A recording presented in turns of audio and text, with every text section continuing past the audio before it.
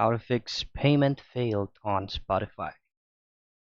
Now, if this is going to be the first time that you have set up your payment method on Spotify, you will usually get this kind of notification or error. So the very first thing that you have to keep in mind is make sure that you have enough fund to purchase a certain subscription on Spotify, as it is also the main reason why it got failed. Now, the other thing that you would like to check is make sure that all credentials that you input from one of your payment method on Spotify is accurate and all correct. Now, sometimes the problem may occur directly from the application itself. Just head out straight to the Spotify icon, tap and hold, and then hit on this eye icon right here.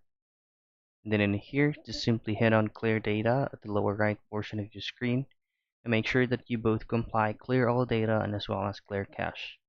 Once everything is processed, all you have to do next is to try and enter your details from one of your payment method on Spotify once again.